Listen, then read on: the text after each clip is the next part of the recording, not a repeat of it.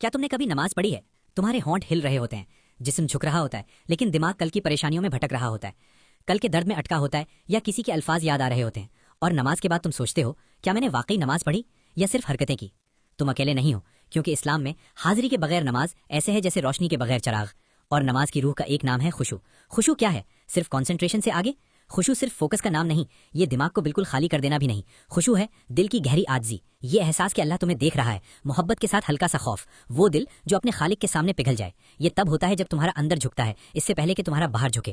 اللہ نے کامیابی کا آغاز پیسے سے نہیں کیا، اللہ نے کامیابی کا آغاز خشوع سے کیا، کیونکہ دل کے بغیر نماز ایسے ہے جیسے روح کے بغیر جسم۔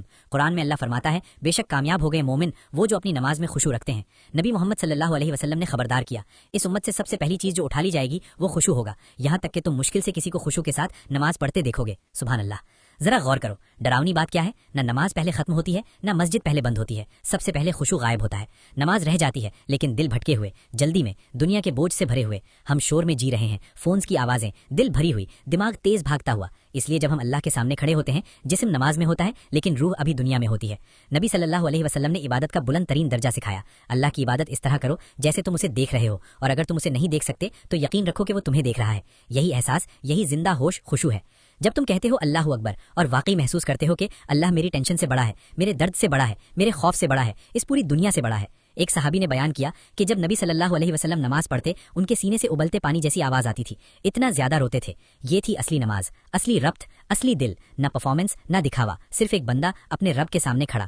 حضرت ابن عباس نے خشوع کی تشریح کی، خوف جو سکون کے ساتھ ملا ہو، عاجزی اور اللہ کے سامنے خاموشی اور ٹھہراؤ، نہ گھبراہٹ نہ سختی، بلکہ ایسا دل جیسے بارش سے بھیگی ہوئی زمین۔ خشوع دل کو صاف کرتا ہے، تکبر کو ختم کرتا ہے، بے چینی کو شفا دیتا ہے، غصے کو قابو کرتا ہے، اندرونی سکون دیتا ہے۔ خشوع بڑھانے کے کچھ عملی طریقے، جو الفاظ پڑھتے ہو ان کا مطلب سمجھو، آہستہ نماز پڑھو، جلدی میں نہیں، سوچو یہ تمہاری آخری نماز ہو سکتی ہے، قیامت کے دن اللہ کے سامنے کھڑے ہونے کا تصور کرو۔ نماز سے پہلے ڈسٹریکشنز دور کرو، اللہ سے خشوع مانگو، ہاں یہ اللہ کا تحفہ ہے۔ نبی صلی اللہ علیہ وسلم خود خوبصورت عبادت کے لیے دعا کیا کرتے تھے۔ خشوع کامل ہونا نہیں، خشوع ہے حاضری پلس کوشش۔ جب تمہارا دماغ بھٹک جاتا ہے اور تم اسے واپس اللہ کی طرف لاتے ہو، وہ کوشش خود عبادت ہے۔